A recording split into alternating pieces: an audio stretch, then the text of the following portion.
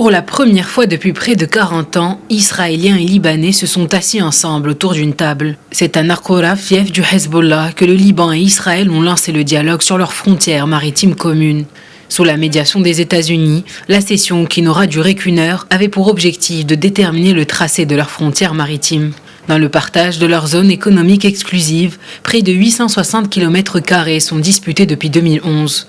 Les enjeux ne sont pas les mêmes des deux côtés de la frontière. Pour le pays du Cèdre, plongé dans une grave crise économique et financière, le Liban compte plus que jamais sur la découverte d'hydrocarbures offshore. L'État hébreu, quant à lui, exploite déjà plusieurs gisements de gaz offshore. Selon des sources israéliennes, leur gouvernement serait prêt à un compromis. Mais jusqu'ici, toutes les propositions faites sur ce dossier par les États-Unis notamment avaient été rejetées par le Liban et en particulier par le Hezbollah. Ces derniers mois, le durcissement des pressions américaines sur le groupe chiite ont mené les deux délégations vers la table de négociation. Contrairement à ce que ces pourparlers pourraient insinuer, le groupe parlementaire du Hezbollah a insisté sur le fait que ce petit pas n'était ni une réconciliation, ni une normalisation des relations entre les deux pays. Le deuxième round de tractation est prévu pour le 28 octobre prochain.